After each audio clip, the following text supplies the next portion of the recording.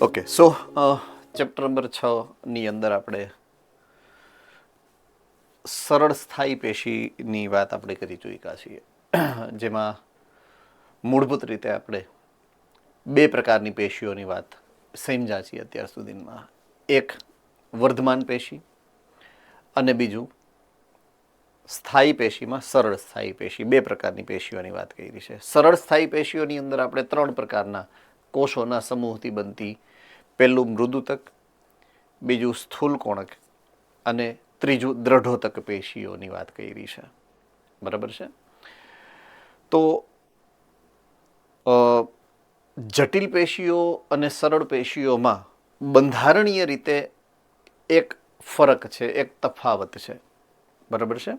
અને આ તફાવત એવો છે કે સરળ પેશી એક જ પ્રકારના કોષોથી બનશે, જ્યારે જટિલ પેશીના બંધારણમાં એકથી વધુ પ્રકારના કોષો જે છે એ આવેલા હોય છે સામાન્ય રીતે.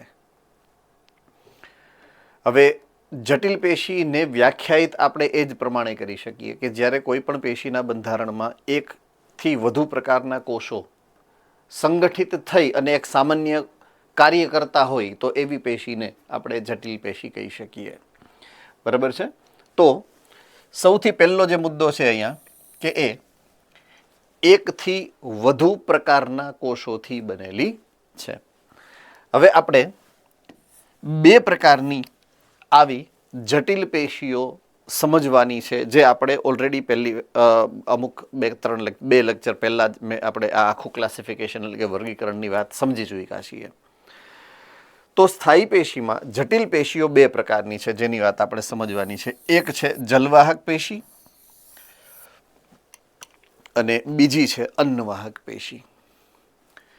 હવે નામ પ્રમાણે એના ગુણધર્મની આપણને ખબર છે. ઓકે, જલવાહક પેશીમાં પાણીનું વહન થાય છે અને અન્નવાહક પેશીની અંદર ખોરાકનું વહન થાય છે. આવું આપણને અત્યાર સુધી જેટલું પણ સમજાયું છે, જે પણ ભણ્યા છીએ આપણે, એમાં આપણને આ પ્રમાણેની માહિતી આપણી પાસે છે. ઓકે, હવે જલવાહક પેશી અને અન્નવાહક પેશીને આપણે હવે થોડુંક એક લેવલ વધારે ઘાટું ભણવાનું છે. એટલે થોડીક આપણે વ્યાખ્યામાં પણ ફેરફાર કરશું અને આમ જોવા જઈએ તો એની જે મૂળ પ્રણાલી છે, સિસ્ટમ છે, એની વાત આપણે સમજવાની છે. બરાબર છે. તમે જોશો બંનેમાં તો એક શબ્દ કોમન છે બંને નામમાં, વાહક પેશી. અન્ન વાહક પેશી અને જલ વાહક પેશી. તો મૂળભૂત રીતે આ બંને પેશીઓ વાહક પેશીઓ છે. અહીંયાથી આપણે શરૂઆત કરવી પડે સમજવાની. એટલે એ પરિવહન તંત્ર સાથે સંબંધિત છે વનસ્પતિઓમાં. રેડી? તો વનસ્પતિઓમાં પરિવહન તંત્ર સાથે સંબંધિત આ બે પ્રકારની પેશીઓ છે, એવું આપણે સમજવાનું છે પ્રાથમિક સૌથી પહેલા. હવે એક બીજો મુદ્દો અહીંયા એ આપણે સમજવો પડે કે વનસ્પતિના પરિવહનની જરૂરિયાત શું. બરાબર છે. વનસ્પતિમાં જ્યારે હું પરિવહન તંત્રની વાત કરું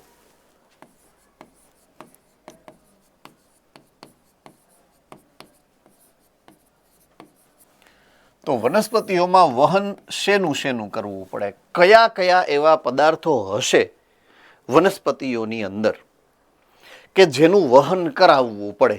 અકોર્ડિંગ ટુ યુ, તમને જે સમજણમાં આવે છે, તમને જે તમે સમજી શકો અને જવાબ આપી શકો એવા જવાબ તમારે આપવાના રહીએ. ઓકે, જુનાગઢ સેન્ટરમાં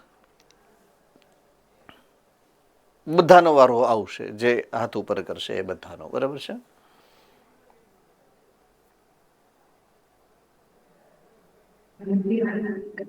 ખોરાક, ખનિજ દ્રવ્યો, પાણી, આયન, પોષક તત્વો, ક્ષાર, કાર્બનિક પદાર્થો. એટલું બધું એકી સાથે તો હું લખી નહીં શકું, એટલે એક પછી એક આપણે વાત કરીએ. ઓકે, રાજકોટ ગુરુકુલ એક જવાબ તમે આપો. બધા એક એક જવાબ નાનો નાનો આપશે. બરાબર.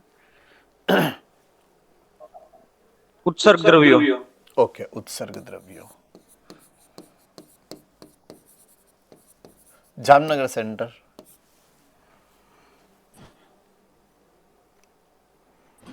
ખનિજ દ્રવ્યો. ઓકે, ખનિજ દ્રવ્ય.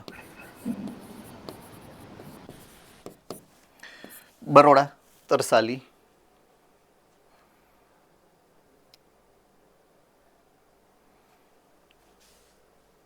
અમદાવાદ,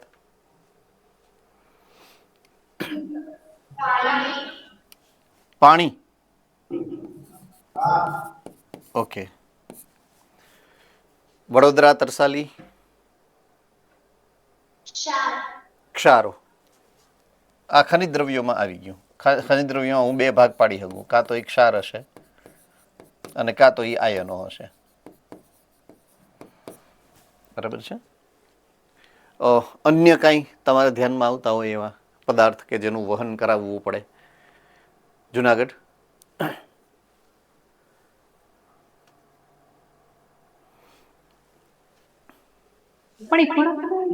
કાર્બનિક દ્રવ્યો. ખોરાક. બે પ્રકાર પાડું છું. કાર્બનિક દ્રવ્યો એટલે કે બનેલો ખોરાક, અને એનો કાચો સીધો સામગ્રી એટલે કે અકાર્બનિક દ્રવ્ય.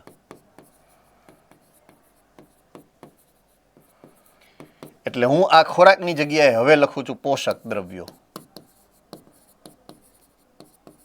બરાબર છે. પોષક દ્રવ્યો જેના બે પ્રકાર પાડી શકીએ આપણે, અકાર્બનિક અને કાર્બનિક. રાજકોટ ગુરુકુલ,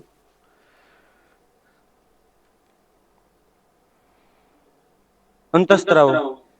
ઓકે, અંતઃસ્ત્રાવો. એસ્પાયર, સુરત,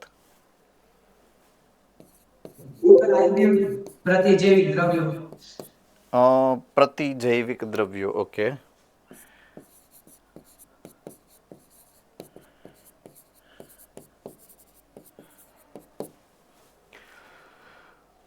હવે હજી આમ એક સરસ મજાનું એલિમેન્ટ, ઘટક છૂટતું હોય એવું લાગે છે મને. પર્સનલી ફીલ થાય છે એમ.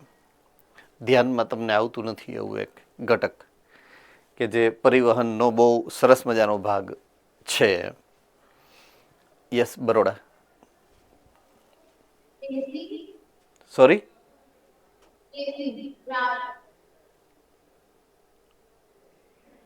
નથી સમજાતું બેટા. રેઝિન. અચ્છા, રેઝિન. ઓકે, લખી નાખું, પણ ઈ મારે જો જોઈએ છે એ નથી.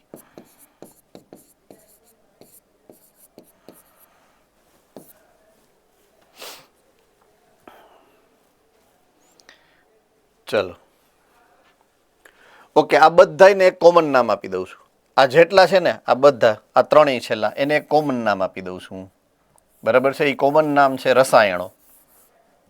બરાબર, એટલે એ તમે કાંઈ એવું બોલશો તો હું સીધું એને રસાયણમાં નાખી દઈશ. હવે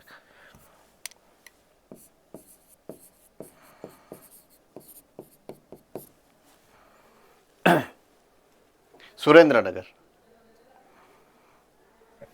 સર, વાયુ. Great, good. આ એક ખૂટતું હતું, વાયુઓ, જેમાં બે હોય, O2 અને સામાન્ય રીતે CO, જેને શ્વસન વાયુઓ તમે કહો છો, એની જરૂરિયાત હોય. એટલે આટલા પદાર્થો એવા છે કે જે વનસ્પતિઓની અંદર પરિવહન કરાવવા પડે. બરાબર છે. ઓકે, હવે આ બધા જે પણ તમારી સામે મૂકેલા ઓપ્શન્સ છે, તો હું પહેલી વાત કરું, વાયુઓ. તો વાયુઓનો સ્ત્રોત છે એ હવા છે, વાતાવરણ. રસાયણી પોતે ઉત્પન્ન કરે છે અને એનું પરિવહન કરશે. બરાબર છે. પાણી ક્યાંથી આવશે? જમીનની અંદરથી. બરાબર છે. વાતાવરણમાંથી હવામાંથી ઓક્સિજન, કાર્બન ડાયોક્સાઇડ આવશે. પાણી જમીનમાંથી આવશે. ઓકે, આ ક્ષારો અને આયનો જે અકાર્બનિક દ્રવ્યો છે, ક્ષારો અને આયનો જે અકાર્બનિક દ્રવ્યો છે, ક્યાંથી આવશે? જમીનમાંથી આવશે. ક્યાંથી આવશે? જમીનમાંથી પાણીની સાથે આવશે. એટલે આ બે એકબીજાની સાથે છે, પાણી અને ખનિજ દ્રવ્યો. ઓકે, જેમ આ રસાયણો બને છે એમ ઉત્સર્ગ દ્રવ્યો પણ એની પોતાની અંદર બને છે. એટલે બહારથી એનું પરિવહન નથી કરવાનું, અંદર ને અંદર આપલે કરશે. હવે છે આ પોષક દ્રવ્યોમાં કાર્બનિક દ્રવ્યો વધ્યા, એટલે કે ખોરાક જે પ્રકાશ સંશ્લેષણ દ્વારા બને છે કાર્બનિક દ્રવ્યો, એનું વહન કરાવવાનું છે. તો મૂળભૂત રીતે હવે વહન કોનું કોનું કરાવવાનું થયું, જોજો હવે હું આખું ફેરવું છું. આ તમે જે મને આપ્યું એ હવે મારે જે તમને આપવું છે એ આ સૌથી પહેલું, જ્યારે કોઈ તમને એવું પૂછે કે વનસ્પતિઓમાં વહન શેનું શેનું કરાવવાનું હોય, પહેલું વાયુઓનું, બરાબર છે, બીજું પાણીનું, અને ત્રીજું પોષક દ્રવ્યોનું. પોષક દ્રવ્યોમાં અકાર્બનિક અને કાર્બનિક.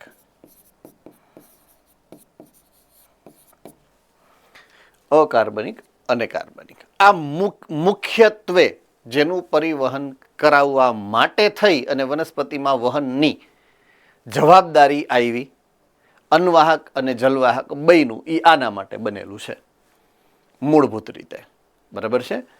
હવે વાયુઓને વાહક પેશીની જરૂરિયાત નથી, કારણ કે વાયુઓ સામાન્ય રીતે ડિફ્યુઝન એટલે કે પ્રસરણ પામી જાય, એટલે એના માટે કોઈ વિશિષ્ટ પ્રકારના આયોજનની જરૂરિયાત નથી. તો આયોજનની જરૂરિયાત પાણી અને પોષક દ્રવ્યો માટે જ છે, બીજા શેમાંય નથી. ઓકે, હવે મુદ્દા નંબર 2 ઉપર આવું છું, એટલે બધા ફરી પાછા મારા તરફ આવી જાય. હું જે બોલવા માંગુ છું, હું જે સમજાવવા માંગુ છું, મુદ્દો એના તરફ ધ્યાન કેન્દ્રિત કરશે, બરાબર છે. દાખલા તરીકે આપણે અહીંયાથી સે ફોર એક્ઝામ્પલ બધાએ અમેરિકા જવું છે, નાસામાં એક રિસર્ચ કરવાનું છે બાયોફિઝિક્સ ડિપાર્ટમેન્ટમાં, બરાબર છે ને. આપણને બધાને ઇન્વિટેશન મળ્યું છે કે ભાઈ જ્ઞાનમંજરીમાં જે સરસ મજાના સ્ટુડન્ટ્સ છે એ પોતાના શિક્ષકોની સાથે આવશે, બાયોલોજીના શિક્ષકોની સાથે. એમ તો આપણને બધાને જવું હોય તો જવું એટલે કે વહન થવું, આપણા બધાનું જે સ્થળાંતરણ કરશે તો સૌ પોતપોતાના ઘરેથી નીકળે એટલે પહેલાં રિક્ષામાં બેસે સે ફોર એક્ઝામ્પલ, પછી બસમાં બેસે, અને પછી કોઈ એક સિટીની અંદર જ્યાંથી તમારી ફ્લાઇટ હશે, વિમાન પ્લેન, ત્યાં સુધી પહોંચવું પડે. અમદાવાદ હોઈ શકે, મુંબઈ હોઈ શકે, સે ફોર એક્ઝામ્પલ. ત્યાં સુધીની વ્યવસ્થામાં કાં તો તમે રિક્ષા, કાં તો તમે બસ, કાં તો તમે ટ્રેન સુધી, સે ફોર એક્ઝામ્પલ મુંબઈ જવું છે, મુંબઈથી ફ્લાઇટ છે આપણી, તો મુંબઈ સુધી પહોંચવું પડે. પછી મુંબઈથી બધાએ એક જ રસ્તે જવાનું હોય, અને એ છે જે ફ્લાઇટમાં તમે છો એ જ ફ્લાઇટમાં મારે બેસવાનું હોય. તો એ ફ્લાઇટ એટલે કે વિમાન છે એ આપણા પરિવહનનું માધ્યમ બને. જો પોઈન્ટ ટુ બી નોટેડ, પરિવહનનું માધ્યમ છે એ આપણા બધા માટે ત્યારે ભારતથી અમેરિકા સુધીનું એ વિમાન બને, એટલે કે એરોપ્લેન બને, રાઈટ. તો દરેક જગ્યાએ જ્યાં જ્યાં વહન થતું હોય ને અહીંયા એને કાં તો રોડ જોશે, કાં તો રેલનો ટ્રેક જોશે, કાં તો પાણીનો માર્ગ જોશે, ને કાં તો હવાઈ માર્ગ જોશે, અને એનું એક વિશિષ્ટ વાહન જોઈએ કે જે વાહનમાં બેસી અને આપણે જઈ શકીએ. તો પરિવહનનું માધ્યમ કાં તો હવા હશે જો એરોપ્લેન હોય તો, કાં પાણી હશે જો બોટ હશે, બરાબર છે, અને કાં રોડ એટલે કે જમીન હશે જો રોડ હશે ને આપણે ગાડીમાં જતા હોય તો, શોર્ટ ડિસ્ટન્સ હોય તો. તો માધ્યમ કાં તો હવા હોય, કાં પાણી હોય, અને કાં તો જમીન હોય. ત્રણમાંથી એક માધ્યમ હોય વહનનું. આટલું સમજાય છે કે નથી સમજાતું? આટલું સમજાય છે કે નહીં? ત્રણમાંથી એક માર્ગે તમારે જવું પડે, હા કે ના?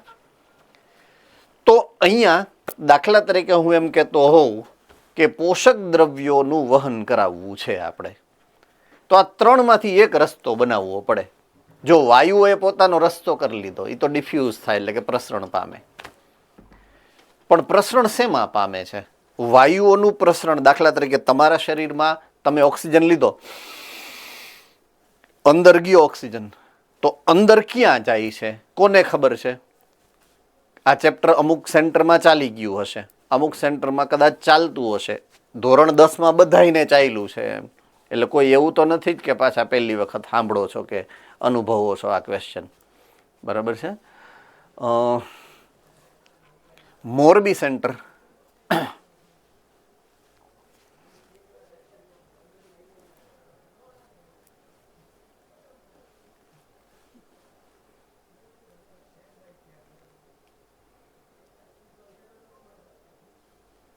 વાયુકોષમાં. વાયુકોષ ઈ છે ને ઈ તમે મુંબઈની વાત કરી, એટલે અંગનું નામ બોલો ને, ઈ તો સિટીનું નામ છે, બરાબર. દાખલા તરીકે વાયુકોષ્ઠમાંથી દાખલા તરીકે મારા પગના તળિયા સુધી કેમ પહોંચ્યું હશે, કોના દ્વારા પહોંચ્યું હશે, એવો મારો ક્વેશ્ચન છે એકચ્યુઅલી.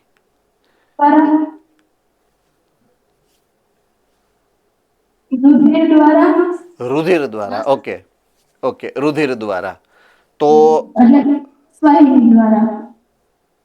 ઓકે, તો એક હવા છે, એક પાણી છે અને એક જમીન છે, ત્રણમાંથી પરિવહનનું માધ્યમ કોણ બેયનું કહેવાય?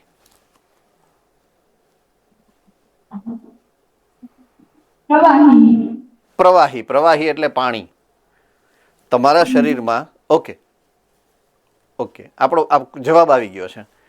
તો આપણા શરીરની અંદર પરિવહનનું માધ્યમ કોણ છે?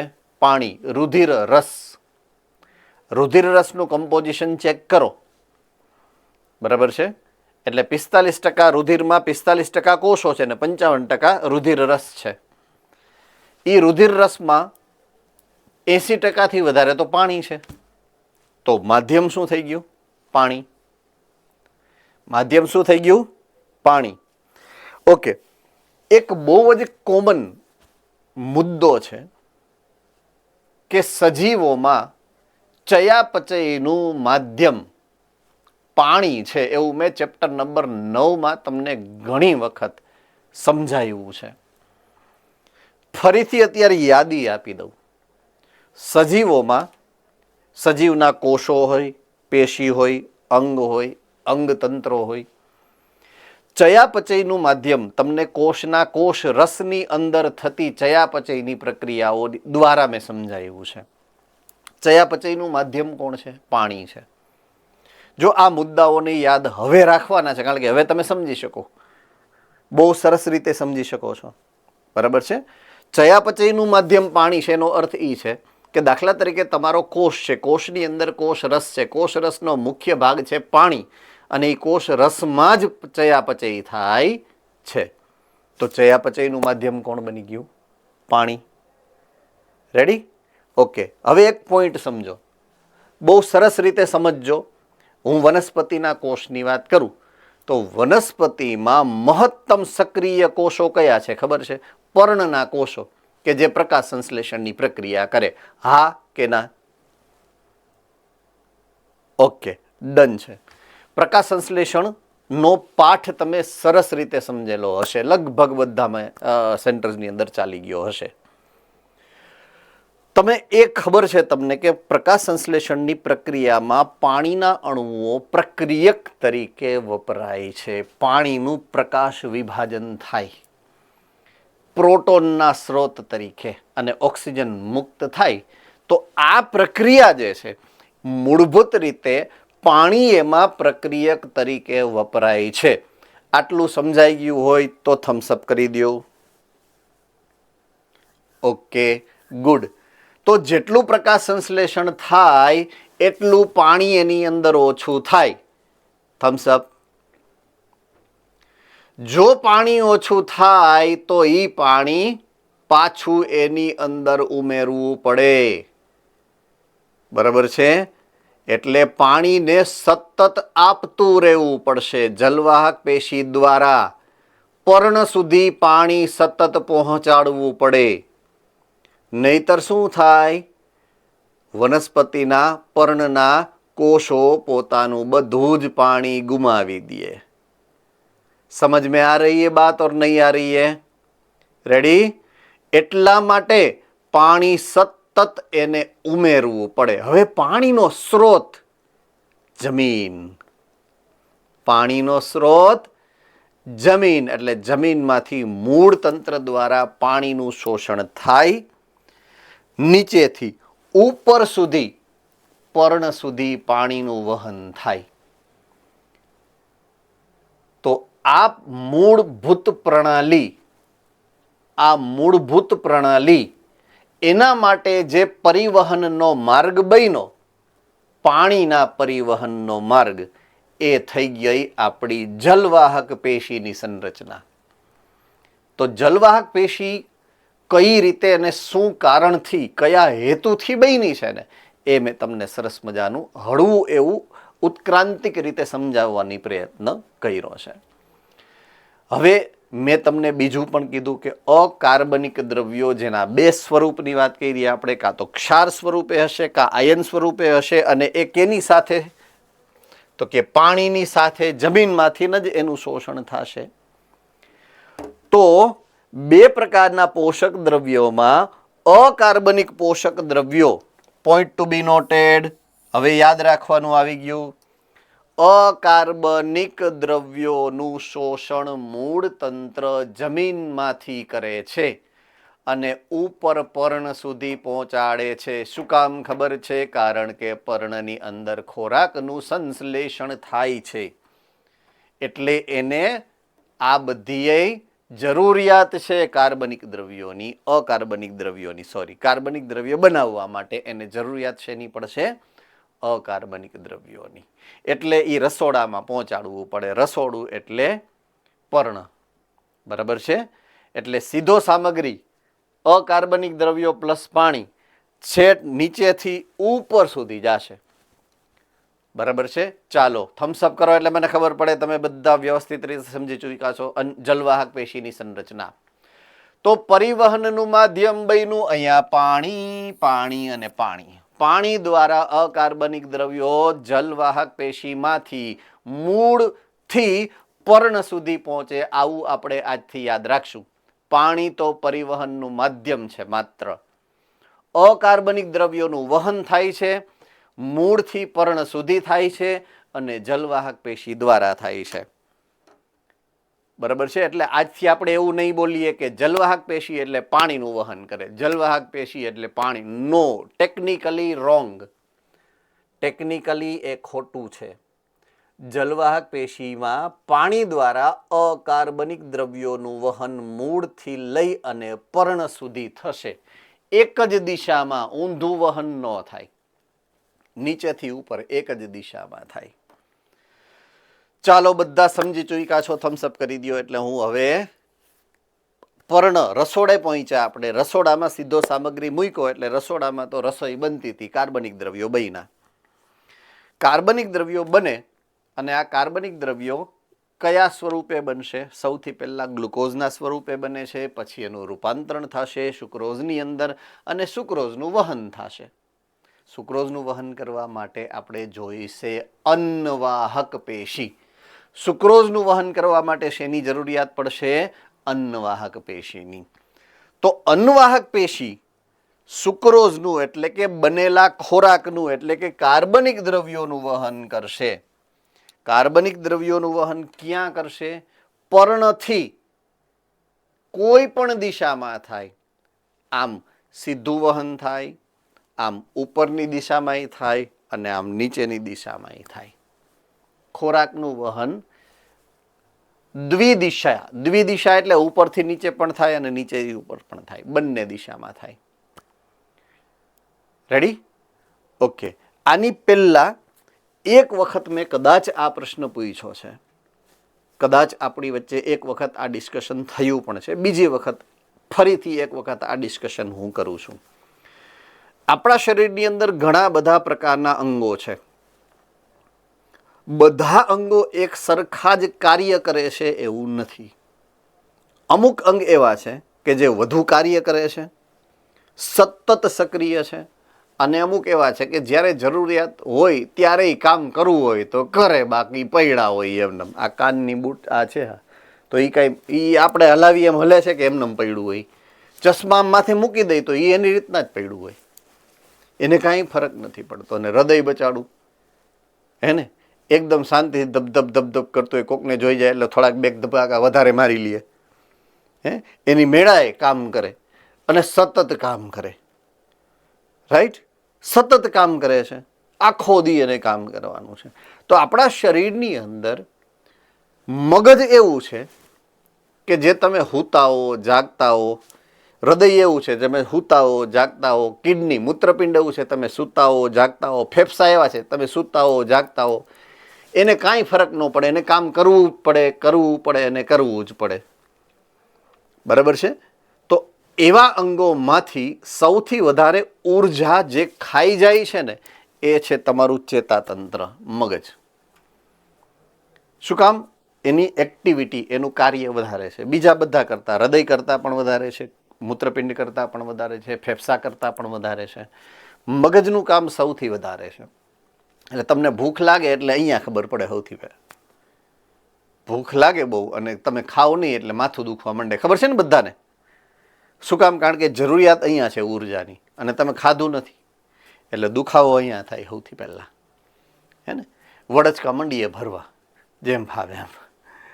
આ ભૂખ લાગ્યાની નિશાની છે. હે ને? તો મૂળ મુદ્દો મારો એવો છે કે જ્યારે જ્યારે આ ખોરાકની વાત આવે તો ખોરાકનું સૌથી વધારે સપ્લાય તમારા શરીરમાં અહીંયા છે. તો વનસ્પતિ દેહમાં બનેલા ખોરાકને કઈ જગ્યાએ મોકલવાનો છે એ આપણે નક્કી કરવું છે. હવે મારો પ્રશ્ન, આ જે આખો મુદ્દો સમજાયો ને એમાં જે મારો પ્રશ્ન છે એ આ છે. હવે તમે વિચારો જોઈએ, વનસ્પતિમાં પર્ણોએ બનાવેલા ખોરાકને કયું એવું ઘટક હશે, કયો એવો અંગ હશે, કયું એવું સ્થાન હશે કે જ્યાં સૌથી વધારે તમારે મોકલવું પડતું હશે? તમારે અંદાજ લગાવવાનો છે, ખાલી ચિંતા ન કરો.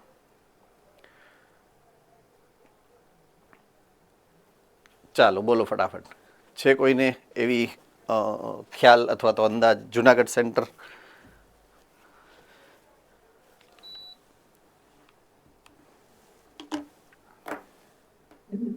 હેલો, હા બોલો બોલો. જ્યાં નવા કોષોનું નિર્માણ થતું હોય ત્યાં. ગુડ. જ્યાં વૃદ્ધિની પ્રક્રિયા ચાલુ છે, દાખલા તરીકે અગ્ર વર્ધમાન પેશી છે, પાર્શ્વીય વર્ધમાન પેશી છે, બરાબર છે, અને ગાંઠ વિસ્તાર છે, બરાબર છે, એવી જગ્યા કે જ્યાં વર્ધમાન એક્ટિવિટી થાય છે એવી જગ્યાએ એને પહોંચાડવું પડે પહેલું. બીજી કોઈ એવું યાદ છે સ્થાન કે જ્યાં એને ખોરાકને પહોંચાડવો પડે, ઉર્જાની જરૂરિયાત હોય? મોડાસા સેન્ટરમાંથી હેન્ડ રેઇઝ થાય છે.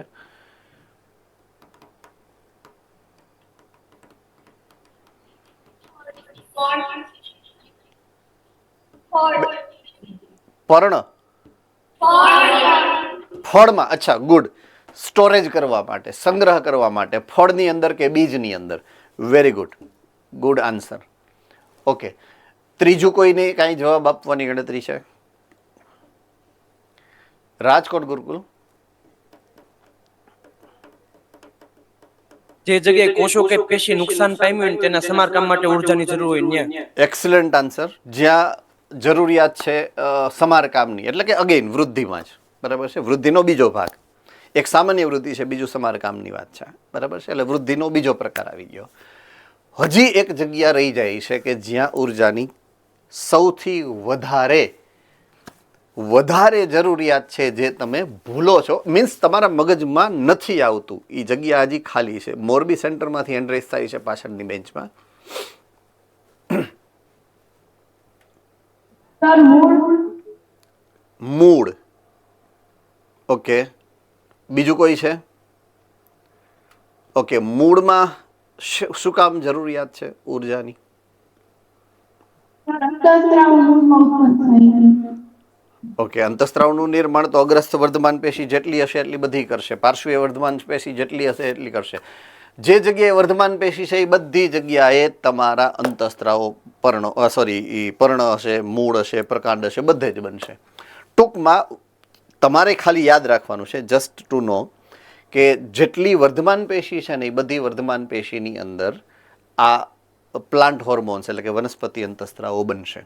એટલે પછી મૂળ હોય કે પ્રકાંડ હોય, બધામાં બનશે.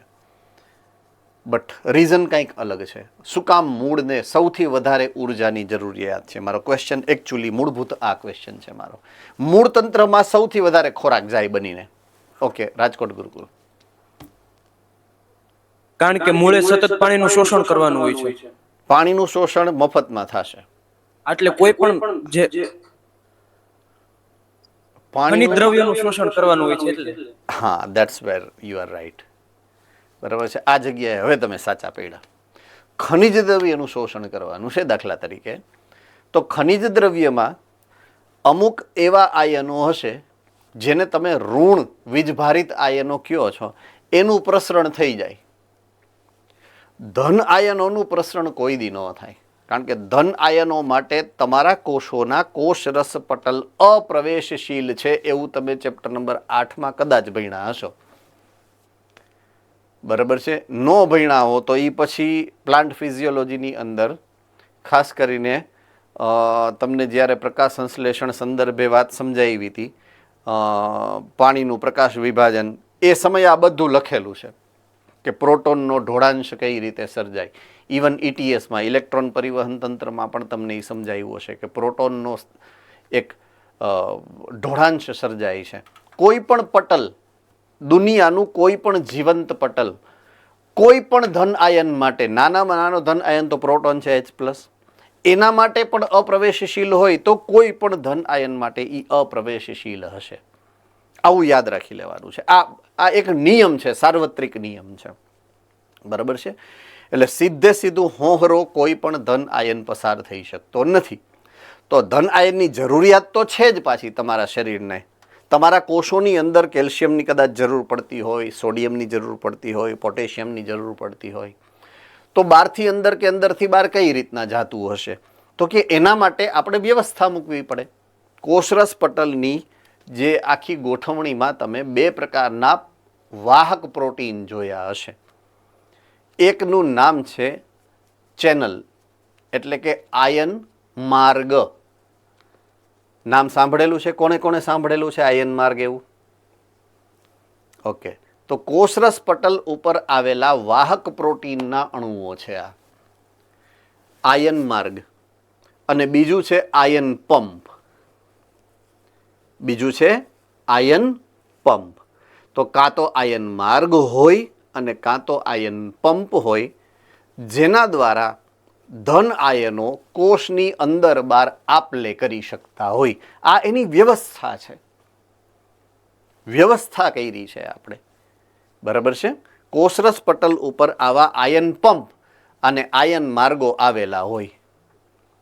બરાબર છે. હવે પ્રવેશશીલ, હાજી સર, આપણે મૂળમાં શોષણ થાય અને વિવિધ દ્રવ્યોને વિરુદ્ધ દિશામાં મોકલવાના હોય એટલે અહીંયા વધારે ઊર્જાની જરૂર ન પડે. નહીં, નો. એના માટેનો સિદ્ધાંત આખો અલગ છે.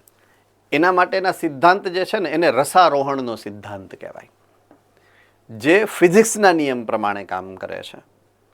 બરાબર છે. એમાં કેપિલરી મિકેનિઝમ આવે છે, બાષ્પોત્સર્જન એની પાછળ કામ કરે છે. એની પાછળ નીચેથી ધક્કો નથી લાગતો, ઉપરથી ખેંચાણ બળ ઉત્પન્ન થાય છે. બાષ્પોત્સર્જન થાય છે એની પાછળનું કારણ જ આ છે કે એ બાષ્પ સ્વરૂપે પાણી જ્યારે ગુમાવાય, બરાબર છે, ત્યારે એ પાણીને ખેંચે. પાણીને ખેંચે એટલે એ સીધું પાણીનું ખેંચાણ ક્યાં જાય તો કે મૂળમાં સીધું. આવો એ સિદ્ધાંત છે. બરાબર છે. કોર્સમાંથી નીકળી ગયું છે આ ચેપ્ટર. બહુ જ મહત્વનું ચેપ્ટર હતું. શું કામ ખબર નહીં, કાઢી નાખ્યું. પણ એ ભૂલ છે કાયદેસર. NCERT કે NTA આ ભૂલ છે. આ કાઢવાની જરૂરિયાત નહોતી. બહુ ઇમ્પોર્ટન્ટ ચેપ્ટર હતું, બહુ સારું ચેપ્ટર હતું. અને ખરેખર એ કોન્સેપ્ટ એવા છે જે અત્યારે હું તમને ભણાવું છું, આ બધું એ નીકળી ગયા ડિલીટેડ સિલેબસનો જ પાર્ટ છે. એટલે તમને ખબર ના હોય, પણ હકીકતમાં એની સમજૂતી આ બધું સમજવા માટે જરૂરી છે. એટલે હું તમને અત્યારે સમજાવી રહ્યો છું, જે તમારી બુકમાં નથી છતાં પણ હું તમને સમજાવી રહ્યો છું. એનું રીઝન જ આ છે કે ડિલીટ કરી નાખ્યું છે સિલેબસને. શું કામ કર્યું છે એ let us forget about it, આપણે ભૂલીએ એને. તો મૂળભૂત રીતે પાણી જે છે, હું શું કહેતો હતો એમાં વચ્ચે આ ક્વેશ્ચન આવ્યો, કોઈને યાદ છે? છેલ્લું સ્ટેટમેન્ટ હું બોલતો હતો મોરબી સેન્ટર, તમે ક્વેશ્ચન પૂછ્યો ત્યારે હું જે એક્સપ્લેનેશન આપતો હતો એ મૂળ દાબ ના હોય ને બાષ્પોત્સર્જનથી ચૂસક. યસ યસ, નહીં એ તો મારો જવાબ હતો, પણ હું મને યાદ આવી ગયું હવે. આયન પંપ ને આયન માર્ગ એના વિશે હું વાત કરતો હતો. તો કોષ રસ પટલના બંધારણમાં એક શબ્દ મારે પૂછવો હતો તમને, પ્રવેશશીલતા. બરાબર છે. પ્રવેશશીલતા એક ગુણધર્મ છે. એના માટે 2 શબ્દો વપરાયેલા છે તમારી બુકની અંદર, ચેપ્ટર નંબર 8, 9, 10 ની અંદર.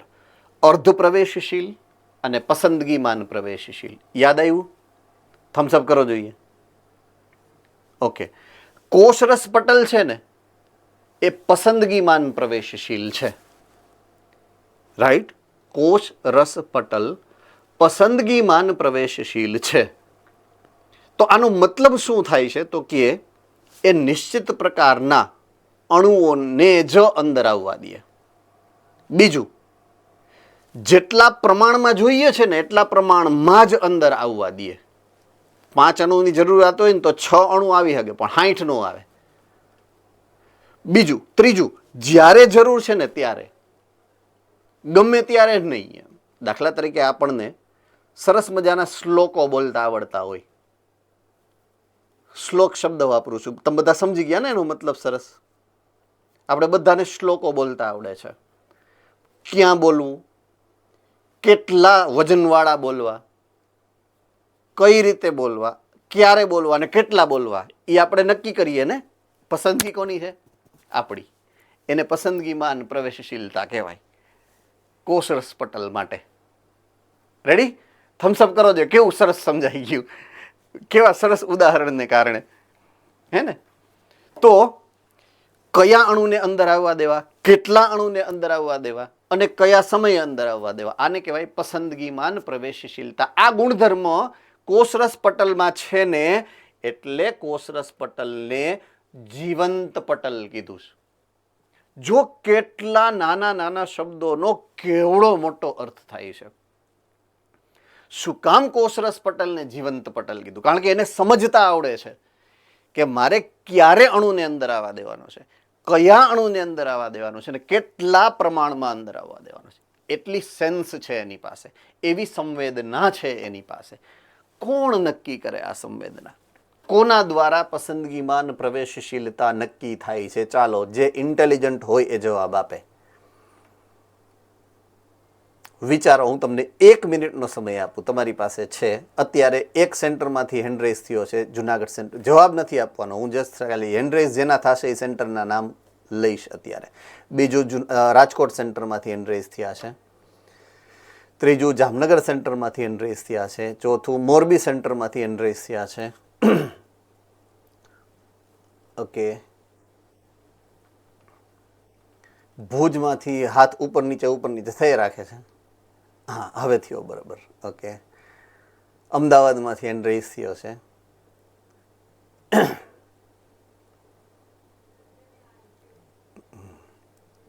નડિયાદ સેન્ટરમાંથી હેન્ડરેઝ થયો છે. તરસાલી બરોડામાંથી હેન્ડરેઝ થયો છે. આજ ભુજને અત્યારે ચાન્સ આપીએ આપણે. ચાલો, ભુજ સેન્ટર.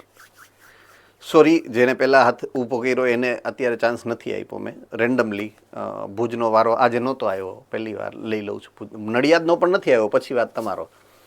બરાબર છે. ભુજ સેન્ટર.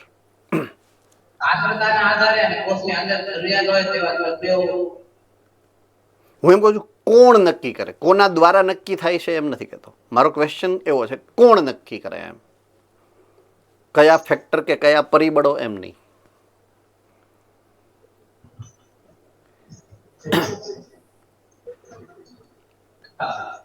જી, ઓકે, નો પ્રોબ્લેમ, નો પ્રોબ્લેમ. નડિયાદ સેન્ટર, ચાલો.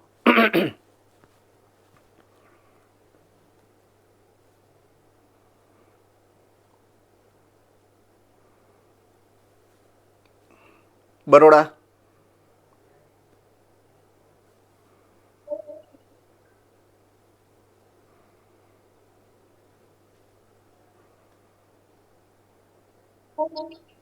હમ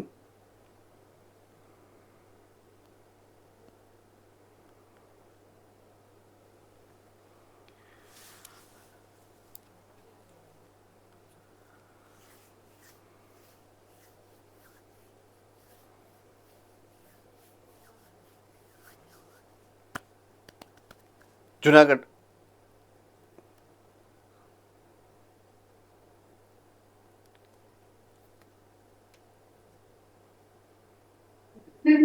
હેલો સર, જી, અમારા ક્લાસમાં 2 મત છે. એક આપી દે, કોઈ પણ વાંધો નહીં. કઈ જો હું તમને 2 કહી દઉં. હા, 50% એમ કહે છે કે કોષની અંદર અને 50% એમ કહે છે કે બહિર્ગત અને અંતર્ગત પ્રોટીન. ઓકે. આ ઓના જેવું થયું. મારા ઘરના છે ને એ ઘણીવાર ફોન કરે કે આજ તમે સાંજે શું જમશો એમ. એટલે આપણે એમ કહીએ ને કે એક કામ કરજે ને, મેં રીંગણા ઘણા દિવસથી નથી ખાધા તો રીંગણા બનાવજે એમ. એટલે આપણે ઘરે જઈએ ને તો બટેકાનું શાક આપે એમ. તો આપણે કહીએ ને કે મેં તો તને રીંગણાનું કીધું હતું એમ. તો એમ કે એમાં એવું હતું કે રીંગણા બપોરે જ બનાવ્યા હતા એમ, અને બટેકા ઓલરેડી મેં સુધારી નાખ્યા હતા એમ. તો પછી પૂછાય શું કામ? બે મત હતા કે એટલે મેં કીધું કે એક કોઈ બી કહી દેતો કે ના ના હું બે કહીશ એમ. કાંઈ વાંધો નહીં, it is completely okay. Mahuva સેન્ટરમાંથી એન્ટ્રેઝ હતો બેટા, મહુવા સેન્ટર.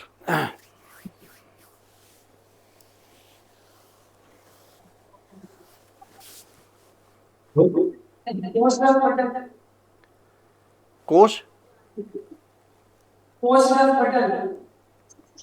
ઓફકોર્સ કોષરસ પટલમાં જ કોણ છે એ નક્કી કરે. પ્રશ્ન જ્યાંથી શરૂ થયો હતો. Good, okay. રાજકોટ ગુરુકુલ, ચાલો ફટાફટ. એક મત આપવાનો. ડીએનએ અથવા એન્ટીજન. તારી હાહુનો તંબુરો. ડીએનએ હોય એમાં ક્યાંય ઘટક છે યાર. કોષરસ પટલનો ઘટક કહું છું. કોષરસ પટલ ઉપર આવેલી રચનાની વાત છે. હા, કોણ હતું? સર કોણ કરે છે? બોલો ફટાફટ, હાલો.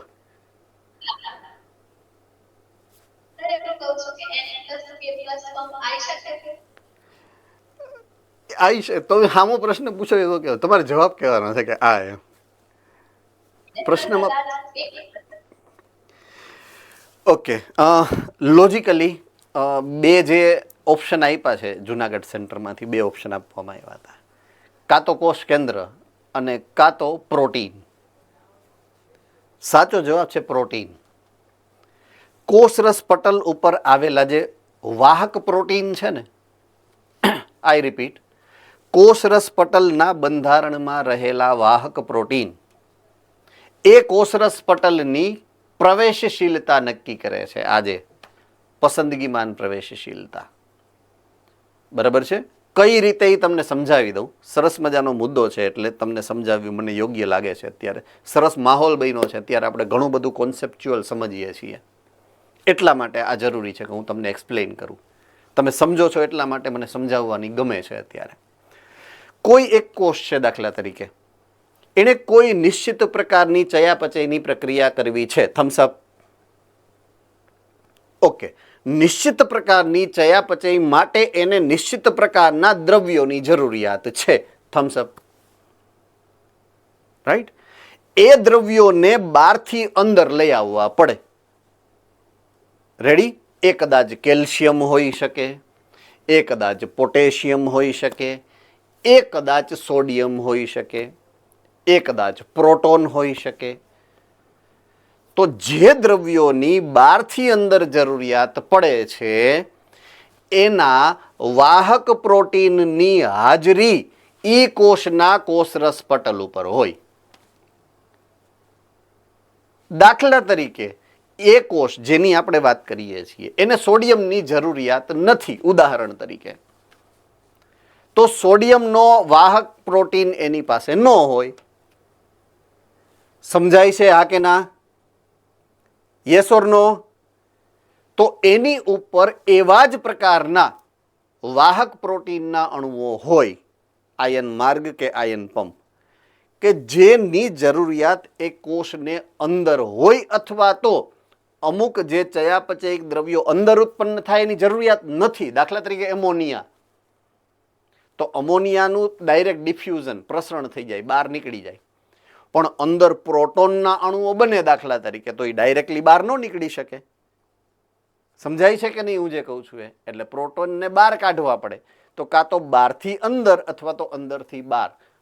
એ જે વહન કરાવવા માટે જરૂરી પ્રોટીનના અણુઓ હશે એ જ એને કોષરસ પટલ ઉપર ગોઠવવા પડે. તો એવા અણુઓ ગોઠવાયેલા હશે કે જે એની ચયાપચયની જરૂરિયાતને સંતોષે છે. તો સરસ મજાનો આ કોષના અર્ધ પ્રવેશશીલતા અથવા તો પસંદગીમાન પ્રવેશશીલતાનો જે બેઝિક સામાન્ય ગુણધર્મ છે એ આ જે આપલે થાય છે એને આધારે મેં તમને સમજાવવાનો પ્રયત્ન કર્યો છે. બરાબર છે? તો એ શું કામ કર્યો છે, હવે એની ઉપર આવું. તો જો પ્રસરણ થાય છે, ઉર્જાની જરૂરિયાત નથી એટીપીની, હા કે ના? એનરાઇઝ કરો જોઈએ. જો સાનુકૂલિત પ્રસરણ થાય, સાનુકૂલિત પ્રસરણ કોણ કરશે? તો કે આયન માર્ગ કરશે. કોણ કરશે? આયન માર્ગ.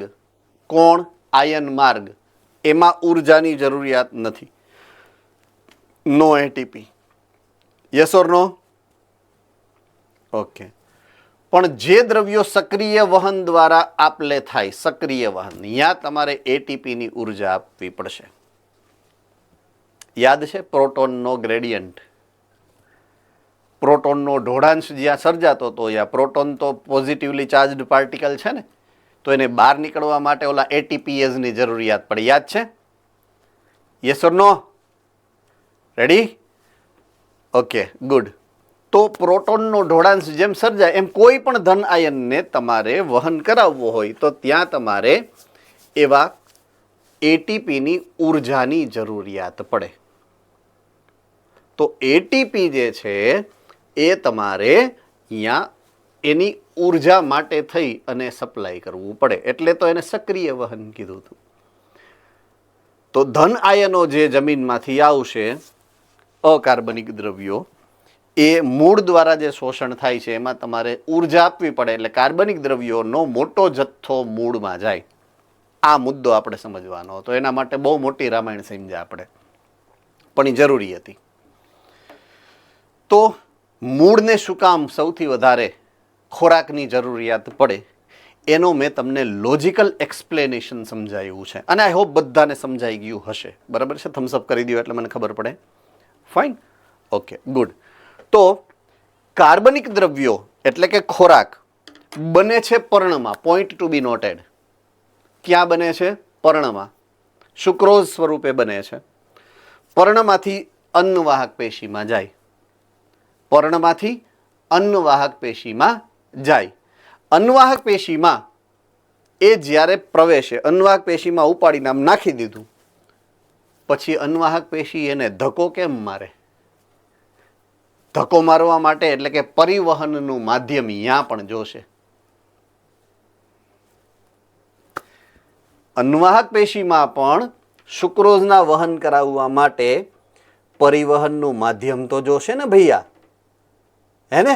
કાં તો હવા હોય, કાં તો પાણી હોય, અને કાં તો જમીન હોય. પણ અહીંયા હોય પાણી. પરિવહનનું માધ્યમ સજીવોમાં કોણ છે? પાણી. કોઈ પણ દુનિયાનું સજીવ છે એમાં પરિવહનનું માધ્યમ એક જ છે, પાણી. યાદ રાખી લેવાનું. વનસ્પતિનું નામ લઉં તો પણ પાણી, પ્રાણીનું નામ લઉં તો પણ પાણી, માણસનું નામ લઉં તો પણ પાણી, અમીબાનું નામ લઉં તો પણ પાણી. બરાબર છે? બધામાં પરિવહનનું માધ્યમ અને ચયાપચયનું માધ્યમ પાણી, પાણી, પાણી. એટલે તો થઈ ઘાણી. બરાબર છે? કે પરિવહનનું માધ્યમ પાણી છે, તો અન્નવાહકમાં પણ પાણી દ્વારા જ વહન થાય. તો આજથી આપણે યાદ શું રાખશું ખબર છે? આવું યાદ રાખશું કે જલવાહક પેશી એમાં પાણી અને અકાર્બનિક દ્રવ્યો,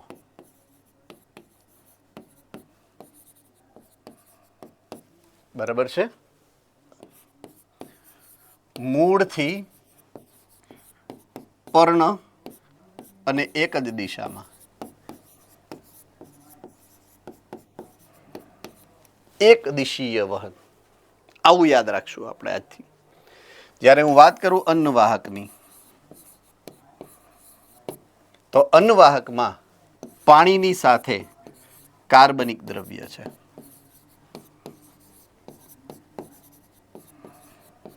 હવે કાર્બનિક દ્રવ્ય કયા કયા હોઈ શકે? પહેલું, આ કાર્બનિક દ્રવ્ય કયું હોઈ શકે? સુક્રોઝ, જ્યાંથી આપણે સમજવાની શરૂઆત કરી છે. સ્ટાર્ચ, પ્રોટીન, ઉત્સેચક, બધા જ ઉત્સેચકો કાર્બનિક દ્રવ્ય છે. ઓલા જે રસાયણમાં રાખ્યા હતા એ બધા જ. ઉત્સર્ગ દ્રવ્યો બધા જ. રાડ, તમે જે કીધું હતું ને, રાડ કોઈ કીધું હતું મને, એ પણ એમાં જ આવે. એ બધા કાર્બનિક દ્રવ્યોમાં. એ બધાનું વહન કોણ કરે છે? અન્નવાહક પેશી કરશે. તો જેટલા કાર્બનિક દ્રવ્યો તમે સમજૂતીથી એના નામ તમે યાદ કરો, એ બધાનું વહન કોણ કરશે? અન્નવાહક પેશી. બરાબર છે? ઓકે.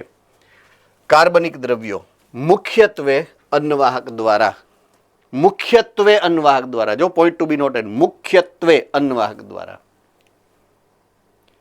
તો અમુક કાર્બનિક દ્રવ્યો એવા પણ છે કે જે જલવાહક દ્વારા પણ જતા હશે. દાખલા તરીકે વનસ્પતિ અંતઃસ્ત્રાવો. વનસ્પતિ અંતઃસ્ત્રાવ એવા છે કે એ જલવાહક દ્વારા જાય ને અન્નવાહક દ્વારા જાય. ગમે એ બસ મળે એમ બેસી જવાનું, ગમે એ બસ મળે ને એમાં બેસી જવાનું. જલવાહક પેશી હાથમાં આવી તો એમાં આવી જાય, અને અન્નવાહક પેશી હાથમાં આવી તો એમાં આવી જાય. દિશા ફિક્સ હોવી જોઈએ કે આમ જાવી જોઈએ, જામનગરથી અમદાવાદ જાવી જોઈએ એમ. પછી ટ્રાવેલ્સ હોય તો હાલે, ઇકો હોય તો હાલે, તમ તારે પાટાની ગાડી તોય હાલે, એમાં કઈ વાંધો નથી. ટ્રેન જતી હોય તો ટ્રેનમાં બે, જે સૌથી પહેલા મળે એમાં બેસી જવાનું. ક્લિયર થઈ ગઈ વાત આખી? હા કે ના? રેડી? Okay, good. તો પાણી અને કાર્બનિક દ્રવ્યો સેમ વે ઘણી વખત એવું બનતું હોય કે અકાર્બનિક દ્રવ્યોનું વહન અન્નવાહક પેશી દ્વારા થાય. જો આ હું અલગ રીતે સમજાવું છું, હવે તમને અપવાદ સમજાવું છું. ક્યારેક અકાર્બનિક દ્રવ્યોનું વહન અન્નવાહક પેશી દ્વારા થાય. ઉદાહરણથી સમજાવી દઉં. આપણે 2-3 વાર અગાઉ ચર્ચા થઈ છે. ઘણી વાર તમે જ મને ઉદાહરણ આપ્યું હતું કે ખરતું પર્ણ હોય ને, એમાંથી અમુક જે સારા સારા દ્રવ્યો છે ને, ખૈરા પહેલા વૃદ્ધિ પામતા ભાગમાં વયા જાય. એવું કોને કોને યાદ કરાયું હતું? મને યાદ કરાવો તો. મને કોકે યાદ કરાયું હતું એક વખત. પાંદડું ખરવાનું હોય ને એટલે એમાંથી જે હારા હારા કામના દ્રવ્યો હોય ને એનું વહન થાય, તૂટે, ભાંગે, અને એનું વહન થઈ અને ઓલા વૃદ્ધિ પામતા ભાગ હોય ને એમાં પહોંચાડી દે. એને પુનઃ સ્થળાંતરણ કહેવાય. શબ્દ હું તમને સમજાવું છું. પુનઃ સ્થળાંતરણ. કારણ કે એકવાર તો ઓલરેડી સ્થળાંતરણ થયું હોય ને પર્ણમાં ગયું હોય, એ પર્ણ ખરી જવાનું છે, એટલે એમાંથી નીકળી અને બીજી જગ્યાએ જાય, એટલે એને પુનઃ સ્થળાંતરણ કહેવાય. તો પુનઃ સ્થળાંતરણ જ્યારે અકાર્બનિક દ્રવ્યોનું થતું હોય, એની કોના દ્વારા થાય? સામાન્ય રીતે અન્નવાહક પેશી દ્વારા થાય. બરાબર છે? તો એ બંને દિશામાં થાય છે. પર્ણમાંથી મૂળ તરફે થાય અને વૃદ્ધિ પામતા ભાગ એટલે કે ટોચ તરફે થાય. એટલે આ નીચે અને આ ઉપર, એટલે આ બંને એટલે કે દ્વિદિશીય છે. આ એક જ દિશામાં થાય, ઉપરની તરફ હંમેશા. ઉર્ધ્વગામી કહેવાય આને, ઉર્ધ્વગામી.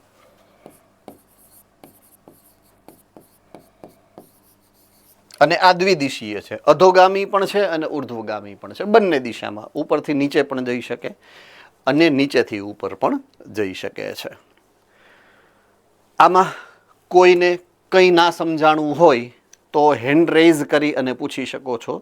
તમારા સિલેબસનો ડાયરેક્ટલી હવે આ પાર્ટ નથી, પણ ઇમ્પોર્ટન્ટ તો ખરો જ. મગજમાં અમુક સંકલ્પનાઓ મેં ચોખ્ખી કરી તમારા મગજમાંથી. બરાબર છે? તો જો તમને કાંઈ ન સમજાણું હોય તો તમે પૂછી શકો છો.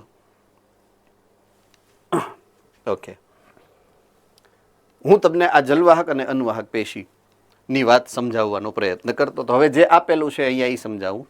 જલવાહક પેશી વહન પેશી તરીકે પાણી અને ખનિજ દ્રવ્યોનું વહન મૂળથી પ્રકાંડ અને પર્ણ તરફ, એટલે કે ઉપરની તરફ જ જાય, એક જ દિશામાં. અન્નવાહક પેશી ખોરાકનું વહન સામાન્ય રીતે પર્ણથી વનસ્પતિના અન્ય ભાગ તરફ 2 દિશામાં કરી શકે. ઉર્ધ્વગામી પણ હોઈ શકે, નીચેથી ઉપર, અને અધોગામી મૂળ તરફ પણ હોઈ શકે. બરાબર છે? ઓકે. જલવાહક પેશી અને અન્નવાહક પેશી વનસ્પતિમાં જટિલ પેશી બનાવે છે.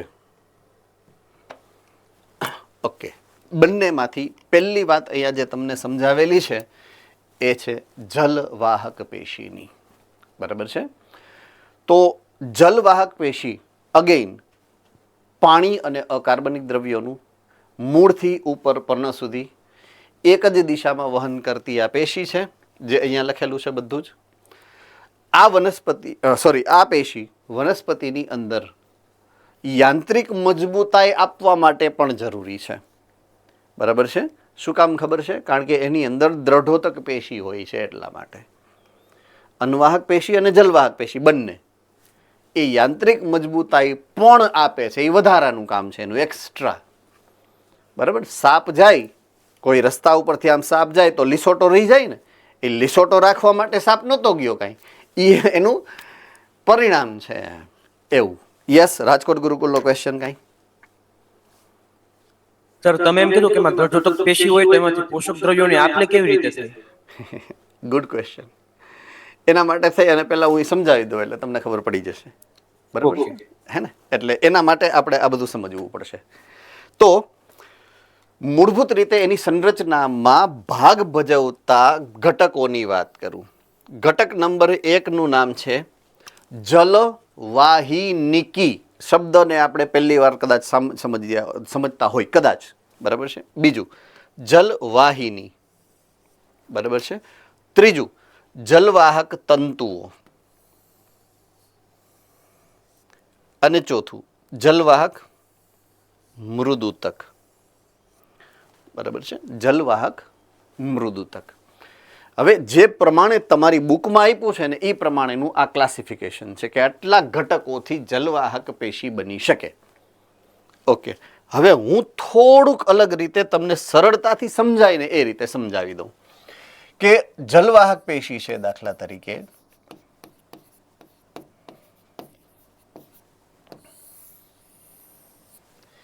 એના બંધારણની સૌથી પહેલી જરૂરિયાત છે વહન કરાવનાર પેશી.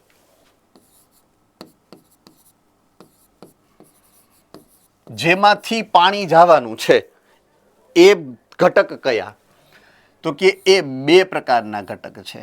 કાં તો જલવાહિનીકી હશે અને કાં તો જલવાહિની હશે. બેમાંથી એક હશે. તો બે શું કામ? તો એનું કારણ એ છે કે આ કયા પ્રકારના છોડ વનસ્પતિ છે એના ઉપર નક્કી થાય. જો અનાવૃત બીજધારી હશે,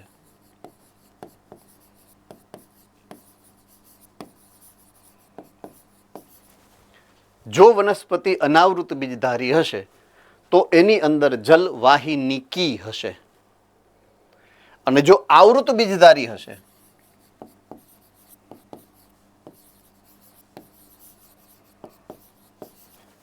તો એની અંદર હોય જલવાહિની. શેના માટે છે? એ વાહક, જેમાંથી પાણી અને અકાર્બનિક દ્રવ્યો જાય છે એ ઘટક આ છે, વાહક પેશીનો ઘટક છે. ઓકે, હવે એને ટેકો આપવો પડે. એને મૂળ જગ્યાએ ગોઠવા હોય જ્યાં, તો એની આજુબાજુમાં એને ટેકો મળે એવી વ્યવસ્થા કરવી પડે. દાખલા તરીકે તમે ચેપ્ટર નંબર 7ની અંદર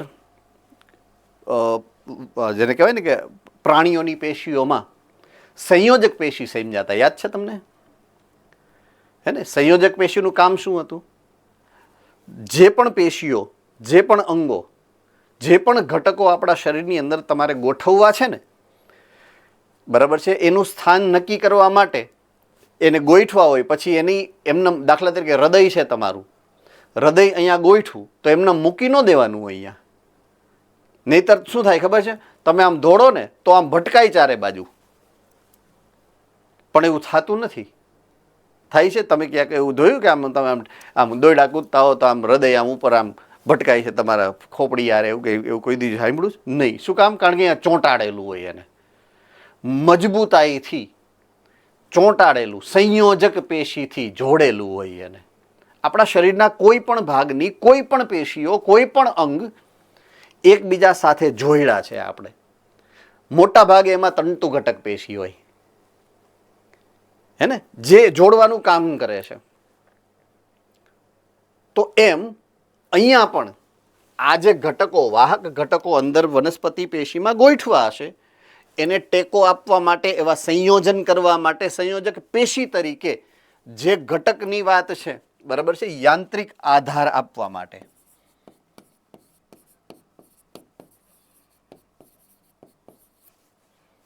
યાંત્રિક આધાર આપવા માટે જલવાહક પેશીની અંદર જે ઘટકની જરૂરિયાત છે એને કહેવાય જલવાહક તંતુ. શું કહેવાય? જલવાહક તંતુ. ઓકે, હવે તમને આની પહેલાના લેક્ચરમાં દ્રઢોતક પેશીના બે પ્રકારો સમજાવ્યા હતા. જરાક સેજ ફ્લેશબેકમાં જઈને જોઈ લ્યો જોઈએ. દ્રઢોતક પેશીના 2 પ્રકારો.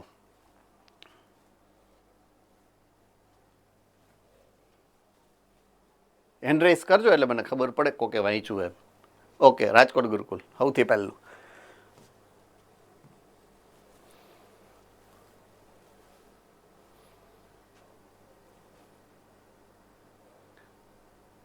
તંતુ અને અસ્થિકોષ. આવી ગયું ને? આવી ગયું. જલવાહકની અંદર હોય એટલે એનું નામ શું પડ્યું? જલવાહક તંતુ. એટલે ઈ દ્રઢોતક પેશી છે. છૂટા છૂટા તંતુઓ છે જે યાંત્રિક આધાર આપવા માટે, પરિવહન માટે નહીં. તમારો ડાઉટ હતો રાજકોટ ગુરુકુલ, બરાબર છે? એટલે મેં કીધું તો હમણાં આ બધું એક્સપ્લેન કરું એમાં આવી જશે. તો એ આ યાંત્રિક આધાર આપવા માટે થઈ અને આ દ્રઢોતક પેશીની જરૂરિયાત છે. પરિવહન કોણ કરે છે? વાહી ઘટક. એ પછી કાં તો જલવાહિની કી હશે અથવા તો જલવાહિની હશે. તમને જાણીને આશ્ચર્ય થશે કે આ પણ દ્રઢોતક જ છે. આ પણ દ્રઢોતક છે. દ્રઢોતક હોય એટલે એ પેશી ખાલી હોય ને, અંદરથી નિર્જીવ હોય, વહન તો જ કરી શકે ને, પોલાણ થઈ ગયું હોય અંદર. રેડી? એટલે એ પણ દ્રઢોતક છે. આ યાંત્રિક આધાર માટેની દ્રઢોતક છે, આ વહન માટેની દ્રઢોતક છે. એટલે આ પણ બંને દ્રઢોતક છે. આવું યાદ રાખવાનું છે આપણે, બરાબર છે? ઓકે, હવે વાત છે ત્રીજું.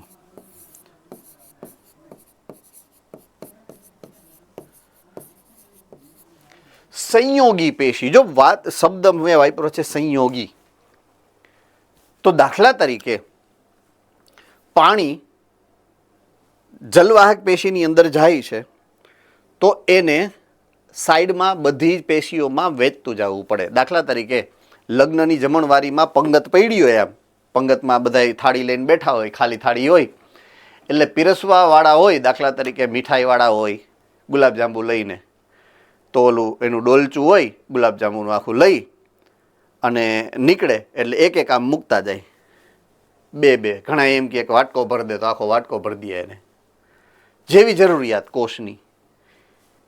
તો જલવાહક પેશી છે ને, એનું કામ એવું છે. જલવાહક પેશીમાંથી પાણી આમ જાતું જોઈએ, જાતું જોઈએ, જાતું જોઈએ, જાતું જોઈએ. પણ આજુબાજુના કોષોને પાણીની જરૂરિયાત હોય ને, તો એ ક્યાંથી લે? જલવાહક પેશીમાંથી લે. જલવાહક પેશીમાં પાણી છે અને જરૂરિયાત આજુબાજુની કોષોને છે, પણ જલવાહક પેશીમાંથી ઉપાડી અને એ કોષોને દીએ કોણ? સમજાય છે હું જે કહેવા માંગુ છું? એ પીરસણિયા છે. આ રેડી? કોણ છે? એ પીરસણિયા. આપલેનું કામ કરે. જલવાહકમાંથી આજુબાજુની પેશીમાં અને આજુબાજુની પેશીમાંથી જલવાહકમાં, બે બાજુએ એ કામ કરી શકે. આપલેનું કામ કરે. મીડિયેટર, મધ્યસ્થી કરે છે. અને એ પણ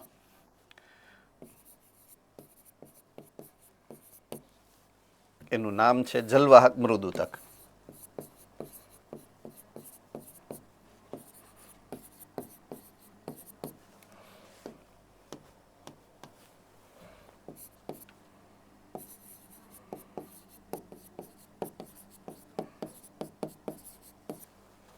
આપલેનું કાર્ય કરે એ એનું કામ છે, એટલે એને સંયોજકી પેશી એવું કહી શકાય, બરાબર છે?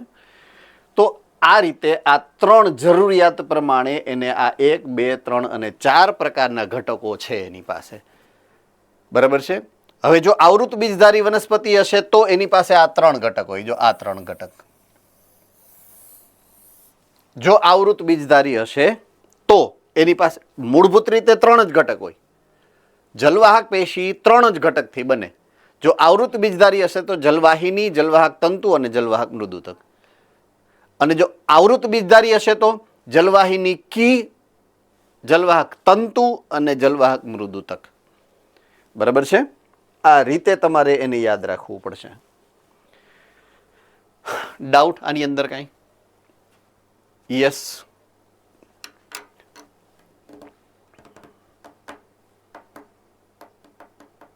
સર, તમે આ વનસ્પતિ પુખ્ત વનસ્પતિની વાત કરી કે બાકી જો નાના છોડ હોય એમાં કઈ રીતે થાય? એમાં તો કોઈ મૃત કોષ ન હોય ને. ઓકે ઓકે નાની વનસ્પતિ હશે કે મોટી વનસ્પતિ હશે, જ્યારે એની અંદર જલવાહક અને અન્નવાહક એનું જ્યારે વિભેદન થાય એટલે કે નિર્માણ થાય ને ત્યારે આ રચનાઓ બને જ. હા, એનું સ્વરૂપ અલગ અલગ હોઈ શકે. દાખલા તરીકે છોડ નાનો હોય કે મોટો હોય, પ્રકાંડ તો બને જ ને. એ પછી સ્વરૂપ નરમ પ્રકાંડ હોય ને ઓલું કાષ્ઠમય બની જાય, સ્વરૂપ ફેરફાર થાય. બરાબર છે? નરમાઈ વધે કાં ઘટે, પણ મૂળ સ્વરૂપ તો એ બનવાનું જ છે. એમ એટલે સ્વરૂપ તરીકે આ બધી રચનાઓ બનવાની જ છે. પણ એમાં કદાચ થોડો ઘણો અંશે એનું જે મટીરિયલ છે, એના જે પદાર્થો છે, એનું જે સ્થૂલન છે એ વધતું ઓછું હોઈ શકે. કે પુખ્ત વનસ્પતિઓમાં આ બધી સંરચનાઓ મજબૂત હોય, જ્યારે નવી બનેલી હજી તો ઉગેલી વનસ્પતિ હોય જેના મૃદુ છે બધા જ ભાગો મોટા ભાગના, એની અંદર હજી સ્થૂલન નવું નવું થયેલું હોય એટલે થોડુંક પ્રમાણમાં ઓછું કડક હોય. પણ હોય તો તોય પ્રાથમિક રીતે તો દ્રઢોતક પેશીનું જ બનેલું એમ. બરાબર છે? પણ સ્થૂલન હજી થતું હોય, જમાવટ હજી થઈ ન હોય. ટૂંકમાં દહીં હજી મેર્યું હોય તો હવાર પડે દહીં જામે. અડધી રાતે તમે હલાવો તો અધકચરું હોય, પણ કહેવાય તો તોય દહીં ને, કારણ કે ઓલરેડી મેરવણ તો એમાં પડી જ ગયું છે એમ. હે ને? સમજાઈ ગયું ને હું જે કહેવા માંગુ છું એ? હા sir. Okay, good good. Yes sir, yes sir, yes sir, yes sir. નાના છોડ અને વેલામાં પણ મુખ્ય પ્રકારથી બધા પોષક દ્રવ્યો અને પાણીનું વહન થાય છે. અને મોટા થડવાળા ઝાડ હોય એમાં પણ પાણી અને પોષક દ્રવ્યોનું વહન થાય છે. તો એના પ્રકારની હોય થોડા નરમ હોય છે, ઢીલા હોય છે. અને જે ફળ જેવા ભાગ હોય એમાં બી પોષક દ્રવ્યોનું વહન થાય છે. તો એના ભાગો કેમ એમાં એના ભાગો કેમ મૃત હોય છે? મૃત કેમ હોય છે? તમારો ક્વેશ્ચન મને અડધો સમજાણો. ક્યાં સુધી સમજાણો એ તમને સમજાવી દઉં. કે વેલા હોય અથવા તો મોટા વૃક્ષ હોય, એમાં પણ નીચેથી ઉપર સુધી જ પાણી અને પોષક દ્રવ્યોનું વહન થાય.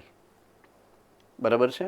ત્યાં સુધી મને સમજાણો. પછીનો મુદ્દો કદાચ મને સમજૂતીમાં તમારા ટૂંકમાં થોડુંક ઉતાવળ થઈ એમ. સર, એવી રીતે વેલામાં પણ થાય છે, એવી રીતે જે જાડા થડવાળા હોય છે એમાં પણ પોષક દ્રવ્યોનું વહન થાય છે. તો એમાં કેમ એનું જે ઉપરની સપાટી હોય છે મૃત હોય છે? એમાં કેમ ઓકે. આ અનુકૂલનને વહન સાથે કોઈ સંબંધ નથી. પ્રકાંડ જાડું હોવું કે પ્રકાંડ પાતળું હોવું, વેલા જેવું હોવું, ટૂંકમાં પ્રસારી, વેલાને પ્રસારી કહેવાય. તો ટટ્ટાર પ્રકાંડ હોવું કે પ્રસારી પ્રકાંડ હોવું એ મૂળભૂત રીતે જે તે વનસ્પતિ જે સમયે, જે સ્થાને અને જે પરિસ્થિતિમાં ઉદ્વિકાસ પામી હોય ને એને આધારે નક્કી થતું હોય. બરાબર છે? ઉદાહરણ તમને હું સમજાવું બીજી રીતે, બીજા એક ઉદાહરણથી સમજાવું. દાખલા તરીકે એક કાર્ય છે જેને કહેવાય હલનચલન અને પ્રચલન. આવો એક પાઠ છે તમારે, હલનચલન અને પ્રચલન. અમુક ત્યાં સુધી પહોંચી ગયા હોય, અમુક હવે આવશે. પ્રચલન કરવા માટે તમારા શરીરમાં ઉપાંગો છે. પ્રચલન કરવા માટે તમારા શરીરમાં આ અગ્ર ઉપાંગ 2 છે, નીચે 2 પગ પશ્ચ ઉપાંગો છે. એટલે છે શું? ઉપાંગ. બરાબર છે? હું તમને એમ કહું કે તમે પ્રચલન કોના દ્વારા કરો છો, તો ટેકનિકલી વૈજ્ઞાનિક રીતે જવાબ શું આવે? ઉપાંગો દ્વારા. તમે શું બોલો? પગ દ્વારા. Right or wrong? હવે હું તમને એવો શબ્દ પૂછું, એવો પ્રશ્ન એવો પૂછું કે માછલીઓ પ્રચલન શેના દ્વારા કરે? તમે શું કહો? મીન પક્ષ દ્વારા. કેના દ્વારા? મીન. એ શું છે મીન પક્ષ? ઉપાંગ. ઉપાંગ. યસ ઓર નો? હવે હું તમને એવો પ્રશ્ન પૂછું, પક્ષીઓ કોના દ્વારા પ્રચલન કરે કે સ્થળાંતરણ કરે? તમે શું કહો? પણ એ શું છે? ઉપાંગ. એનો ઉદ્વિકાસ કઈ જગ્યાએ થયો છે એને આધારે આ નક્કી થાય, પણ મૂળ કામ તો એનું બધાયનું એક જ છે ને, પ્રચલન. I hope I am very clear. Ahmedabad centre હે ને? પ્રકાંડનું કામ શું છે? પ્રકાંડનું કામ પરિવહન માટે. જો ત્રિઅંગી વનસ્પતિઓને યાદ કરો તો દ્વિઅંગીમાંથી ત્રિઅંગી બની તો એમાં શેનો વિકાસ થયો? વાહક પેશીનો. જેની વાત અત્યારે આપણે કરીએ છીએ એ વાહક પેશી છે. જલવાહક પેશી, અન્વાહક પેશી. સૌથી પહેલા શેમાં આવી? ત્રિઅંગી વનસ્પતિ સમૂહમાં આવી. બરાબર છે. અને પછી એનો ઉદ્વિકાસ આગળના તમામ વર્ગોની અંદર છે વનસ્પતિમાં. અનાવૃત બીજધારીમાં પણ છે, આવૃત બીજધારીમાં પણ છે. તો પ્રકાંડની અંદર રાજકોટ ગુરુકુલ એક જ મિનિટ આ મુદ્દો પૂરો કરી લઉં. તો પ્રકાંડની અંદર વાહક પેશીનું કામ પરિવહનનું છે. પછી પ્રકાંડ જેવું હોય એવું, જેમ ઉપાંગનું કામ પ્રચલનનું છે, ઉપાંગ જેવું હોય એવું. પાંખ હોય તો એ પ્રચલન જ કરાવે, બરાબર. મીન પક્ષ હોય તો એનું કામ પ્રચલનનું જ છે, અને પગ હોય તો પણ એનું કામ પ્રચલનનું છે. એમ. ઓકે, રાજકોટ ગુરુકુલનો પ્રશ્ન. સર તમે પ્રચલનની વાત કરી તો કોઈ પણ એક કોષીય સજીવ છે જે કશા ધરાવે છે તો એ કશા ઉપાંગમાં ગણવાની કે? યસ, મેં આની પહેલા સમજાવ્યું જ છે તમને કે એ પ્રચલનનો ઉપાંગ જ છે. કશા એટલે ઉપાંગ, કોષીય ઉપાંગ કહેવાય એને. કશા, પક્ષ્મ, ફિમ્બ્રી, પીલી, આ બધા ઉપાંગો છે, કોષીય ઉપાંગો કહેવાય એને. રેડી? ઓકે, તો આ ચાર. યસ સર એક પ્રશ્ન હતો. બોલો. તમે કીધું કે જલવાહિની અને જલવાહિની કે દ્રઢોતક કોષોની બનેલી છે. તો હવે દ્રઢોતક કોષોને આગળ લંબાવવાની જરૂર પડે તો ત્યારે એ કેવી રીતે લંબાવી શકે? બસ અહીંયા સુધી, બસ હું પહોંચું ત્યાં સુધીમાં તમે આ ક્વેશ્ચન કરી દીધો એવું થયું. બરાબર છે. એટલે હવે હું આ ચારે ચાર ઘટકોને સમજાવું. તો અહીંયા જો આ તમને રચનાઓ આપી છે એમાંથી આ પહેલી જલવાહિની કી છે 2, અને આ ત્રીજું છે ને એ જલવાહિની છે. હવે એ બે વચ્ચેનો ફરક શું એ સમજાવું તમને. બરાબર છે. તો એ બંને વચ્ચેનો ફરક જો સમજવો હોય એટલે ફરી પાછું મારે તમને કોઈ પણ સંરચના જે જીવંત છે,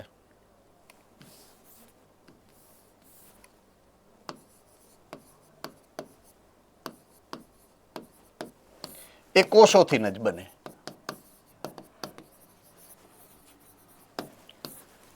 એ વનસ્પતિ હોય તો એ કોષથી બનશે, અને પ્રાણીઓથી કોષથી બનશે. તો હું અહીંયા આ આકૃતિની અંદર તમને લઈ જાઉં તો આ છે ને એક પ્રકારનો કોષ છે આવો, અને હું એમ કહું કે આ દ્રઢોતક કોષ છે. પોઈન્ટ ટુ બી નોટેડ. જો આ એક કોષ છે અને આ એક દ્રઢોતક કોષ છે, તો આ કોષ કયા પ્રકારનો દ્રઢોતક કોષ હોઈ શકે? કઠક હોય કે તંતુ હોય?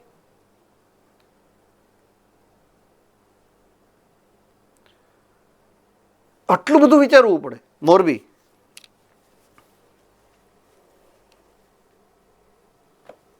તંતુ. ગુડ. તો તંતુ કોષ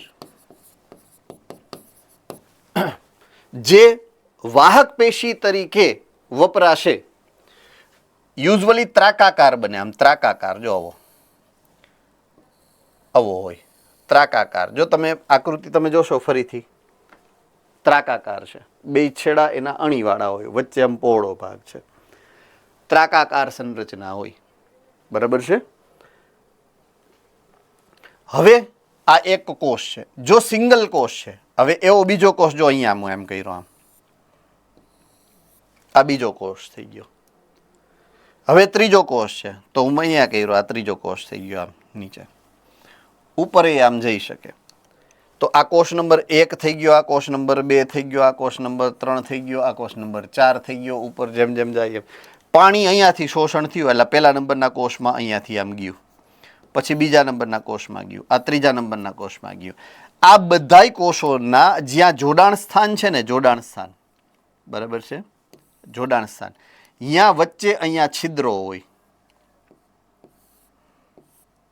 અહીંયા નાના નાના આવા છિદ્રો હોય આમ.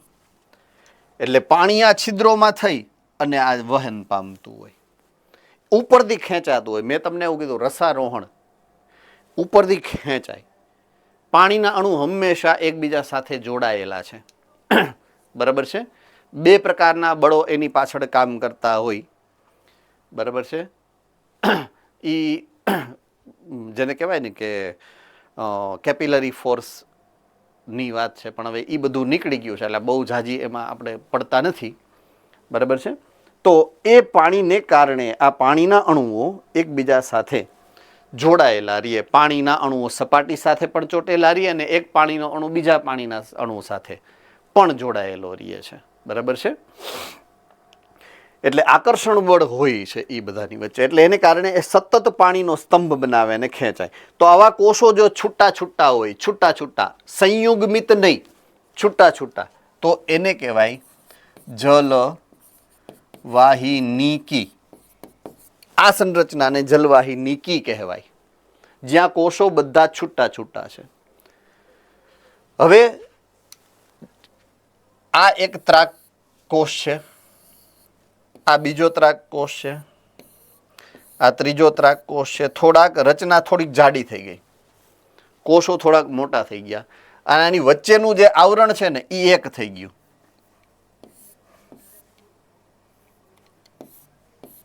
અને આ છિદ્રો છે ને આવડા મોટા આમ પ્લેટ જેવું થઈ ગયું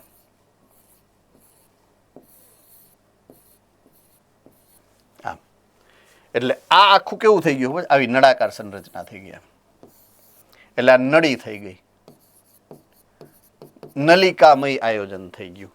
એટલે વાહિની કહેવાય એને. એટલે આ થઈ ગઈ હવે જલવાહિની. આ રચના જાડી હોય, મોટી હોય, પહોળી હોય. આ રચના સૂક્ષ્મ હોય, નાની હોય. જલવાહિની કી અને જલવાહિની. બરાબર છે. તો બેસિકલી જો તમે સ્નાયુ પેશી વિશે ભણ્યા હશો કેરફુલી, સાચી રીતે, સારી રીતે, તો સ્નાયુઓ આપણા ખાસ કરીને રેખિત સ્નાયુઓ જે છે, આ રેખિત સ્નાયુઓ હાથ પગની અંદર હોય. બરાબર છે.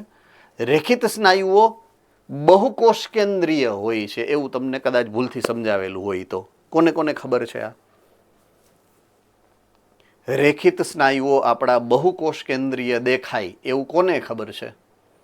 ઓકે, ઈડર સેન્ટરમાં ખબર છે. બીજા કયા કયા સેન્ટર્સની અંદર ખબર છે? જુનાગઢ સેન્ટરમાં ખબર છે. બીજા કોઈ સેન્ટરમાં ખબર છે? ઓકે, મોરબી સેન્ટરમાં ખબર છે. રાઈટ. ઓકે, પ્રાણી પેશીમાં, સ્નાયુ પેશીમાં રેખિત સ્નાયુઓ અને એની જે અંતઃસ્થ સંરચના એની અંદર આવે તો એ બહુકોષ કેન્દ્રીય સંરચના છે. તો એમાં પણ એવું થાય કે કોઈ પણ પેશી હશે બને શેનાથી? કોષોથી. શેનાથી બને? કોષોથી. તો આપણા આ જે સ્નાયુઓ છે તો સ્નાયુ પેશી છે તો એ કોષોથી જ બનેલી હોય. પણ એક કોષ છે, બીજો કોષ છે, ત્રીજો કોષ છે. હાથ અને પગમાં તો કેવું હોય? સતત સંચાર, જેને કહેવાય ને કે સંકોચન ને પ્રસરણ થતું હોય સતત. તો એ બે જે નજીક નજીકના કોષો છે ને એની વચ્ચેની જે આ બાઉન્ડ્રી છે ને ઘહાઈ જાય અને આખે આખું આવું થઈ જાય નળી. જેને તમે નામ આપ્યું હતું સ્નાયુ તંતુક ખંડ, એ એક સિંગલ કોષ છે. અને પછી સ્નાયુ તંતુ જે એનાથી બને, સ્નાયુ તંતુક આખો, એ થઈ ગઈ આ સંયુગ્મિત રચના. એટલે એ બહુકોષ કેન્દ્રીય દેખાય. જ્યારે આડછેદમાં તમે ભણો ને તો સ્નાયુ શેનાથી બને? સ્નાયુ તંતુથી. સ્નાયુ તંતુ શેનાથી બને? સ્નાયુ તંતુ કથી. સ્નાયુ તંતુ ક શેનાથી બને? સ્નાયુ તંતુ ખંડથી. સ્નાયુ તંતુ ખંડ શું છે? કોષની અંદરની રચના છે. સ્નાયુ તંતુ તો એકદમ લંબાયેલ રચના છે ને, એટલે કેટલા બધા કોષોના સંયોજનથી બનેલી રચના, એટલે બહુકોષ કેન્દ્રીય દેખાય છે. હકીકતમાં એ બેયના જોડાણ સપાટી જે છે ને, આ જોડાણ સપાટી એ ઘસાઈ ગઈ છે એટલે આખો તંતુ બની ગયો છે લાંબો. એવી રીતના એ બહુકોષ કેન્દ્રીય દેખાય છે. એ બને નહીં બહુકોષ કેન્દ્રીય, હોય નહીં, પણ સતત વપરાશને કારણે એની વચ્ચેનું જે આવરણ છે એ નીકળી જાય. આ જ વસ્તુ આપણે સમજાતા ફૂગની અંદર. ફૂગમાં પડદા વિહીન અને પડદામય કવક જાળ યાદ આવી ગયું? ત્યારે મેં સમજાયું હતું. સેમ વસ્તુ લાગુ પડે. અહીંયા પણ લાગુ પડે અને આપણા સ્નાયુ કોષોમાં પણ લાગુ પડે એવું બહુકોષ કેન્દ્રીય સ્થિતિ. પણ આ તો મૃત કોષ, કારણ કે દ્રઢોદક છે, બંને દ્રઢોદક છે, એટલે અહીંયા બહુકોષ કોષ કેન્દ્ર જ ન રહે, બધું ધોરું થઈ જાય, બધું પૂરું થઈ જાય, કારણ કે દ્રઢોદક બની જાય છે અહીંયા. તો આ રીતે એની અંદર હવે તમને આમ જેને કહેવાય ને કે પેટ છૂટી ખબર પડી ગઈ કે જલવાહિની કી કોને કહેવાય, જલવાહિની કોને કહેવાય. જલવાહિની કી સામાન્ય રીતે સાંકડા છેડાવાળા લાંબા નળાકાર કોષોથી બનેલી છે. એ કોષીય સ્વરૂપ છે, નાના નાના. જલવાહિની તો કે નલિકામય સંરચના છે, આખી નળી બની જાય. મેં જે તમને સમજાવી હતી આવી નળી બની જાય, કારણ કે કોષોનું સંયુગ્મન થઈ ગયું છે એમાં. તંતુઓ જે સ્થુલિત દિવાલો ધરાવે અને કેન્દ્રીય અવકાશયુક્ત તંતુઓ છે. સ્નાયુ હમણાં ઉદાહરણ આપ્યું તો સ્નાયુ આવી ગયા, બરાબર છે. દ્રઢોતક તંતુઓ છે. જલવાહક મૃદુતક જીવંત અને પાતળી દિવાલયુક્ત કોષો અને તેમની કોષ દિવાલો સેલ્યુલોઝથી બને, એટલે મૃદુતક કોષો છે. કામ શું કરે? એ આજુબાજુના કોષોની સાથે જલવાહક પેશીને જોડે છે. એની વચ્ચેની આપલે કરાવવાની જે છે એ પ્રક્રિયા આ જલવાહક મૃદુતકના કોષોની છે. ચાલો, આમાં કોઈને કાંઈ ડાઉટ છે? જલવાહક પેશીઓની અંદર કોઈને કાંઈ ડાઉટ ખરો?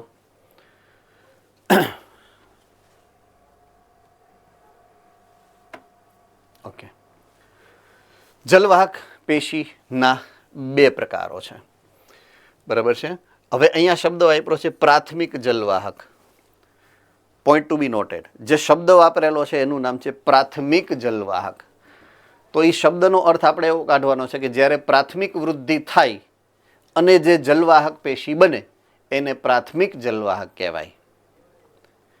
જો દ્વિતીયક વૃદ્ધિ થાય અને ત્યારે નવી જે જલવાહક પેશી બને ને એને દ્વિતીયક જલવાહક પેશી કહેવાય. તો પ્રાથમિક જલવાહક પેશીની વાત કરો તો બે પ્રકાર છે એના. એકનું નામ છે આદિદારુ અને એકનું નામ છે અનુદારુ. હવે એને ઓલી બોટલ સાથે કોઈ સંબંધ નથી. આપણે તો દારૂ વાંચીએ એટલે કંઈક અલગ જ મૂડમાં આવી જઈએ, એટલે એવી કોઈ ચિંતા ન કરવી અહીંયા, બરાબર છે. હવે આદિ અને અનુ, એનો શબ્દનો અર્થ એવો કાઢો. આદિ એટલે સૌથી પહેલા જૂનું, અનુ એટલે પછીથી અનુક્રમે બનેલું, એટલે પછી ક્રમે બનેલું, પાછળથી બનેલું. જે સૌથી પહેલા બની હશે ને એને શું કહેવાય? આદિદારૂ. સૌથી પછી બની હશે એને કહેવાય અનુદારૂ. તો જલવાહક પેશીમાં ઘણા બધા ખંડો હશે. એક ખંડ સૌથી પહેલા બન્યો હશે, પછી બીજો ખંડ બન્યો હશે, પછી ત્રીજો ખંડ બન્યો હશે, પછી ચોથો ખંડ બન્યો હશે, સૌથી છેલ્લે. તો સૌથી છેલ્લો ખંડ છે એને શું કહેવાય? અનુદાર. અને સૌથી પહેલા બન્યો હશે એને કોને કહેવાય? આદિદારૂ. સૌથી છેલ્લે બન્યો એ નવો અનુદારૂ અને સૌથી છેલ્લે બન્યો એ આદિદારૂ. રેડી? પહેલા નિર્માણ પામતા પ્રાથમિક જલવાહકના ઘટકોને આદિદારૂ કહેવાય. ઓકે. પ્રકાંડની અંદર આદિદારૂ કેન્દ્ર તરફ હોય અને અનુદારૂ પરિઘવર્તી ભાગમાં હોય. રાઈટ? અનુદારૂ કોને કહેવાય? પછીથી નિર્માણ પામતા પ્રાથમિક જલવાહક ઘટકને અનુદારૂ કહેવાય. પ્રકાંડમાં અનુદારૂ અંગોના પરિઘવર્તી ભાગમાં હોય, મૂળમાં ઊંધું હોય. દાખલા તરીકે અહીંયા જે લખેલું છે પ્રકાંડ, તો મૂળ હોય ને તો આદિદારૂ બહાર હોય અને અનુદારૂ વચ્ચે હોય. એટલે પ્રકાંડ અને મૂળમાં આની ગોઠવણી ઊંધા અવળી હશે. આ બહુ જ ઇમ્પોર્ટન્ટ પોઈન્ટ છે. આ પોઈન્ટને મોસ્ટ ઇમ્પોર્ટન્ટ પોઈન્ટમાં રાખવાનો છે તમારે, મોસ્ટ ઇમ્પોર્ટન્ટ પોઈન્ટમાં, બરાબર છે. અનુદારૂ અને આદિદારૂની ગોઠવણી પ્રકાંડ અને પર્ણમાં ઊંધા અવળી હોય છે. પ્રકાંડમાં આ પ્રકારની પ્રાથમિક જલવાહકને અંતરારંભી કહેવાય. અંતરારંભી, જો શબ્દ મેં કીધું ને મોસ્ટ ઇમ્પોર્ટન્ટ શબ્દ અંતરારંભી. કારણ તો કે આદિદારૂ કેન્દ્રમાં હોય, અંદર, અને જેમ જેમ નવા ઉમેરાય એ બહારની બાજુ પરિઘવર્તી ભાગમાં ઉમેરાય. અંદરથી શરૂ થાય બહારની તરફ, એટલે અંદરથી આરંભ થાય એનો, એટલે એને કહેવાય અંતરારંભી. મૂળમાં ઊંધું હોય. જો હવે મૂળની સ્ટોરી અહીં આવી. મૂળમાં આદિદારૂ પરિઘવર્તી દિશામાં છે અને અનુદારૂ કેન્દ્ર તરફ છે, એટલે બહારથી શરૂ થાય ને અંદર તરફ જાય, એટલે બહિરારંભી કહેવાય એને, બરાબર છે. શું કહેવાય? બહિરારંભી, એક્ઝાર્ક. તો આ બે શબ્દો ખાસ યાદ રાખવાના છે. જલવાહકના પ્રકારો.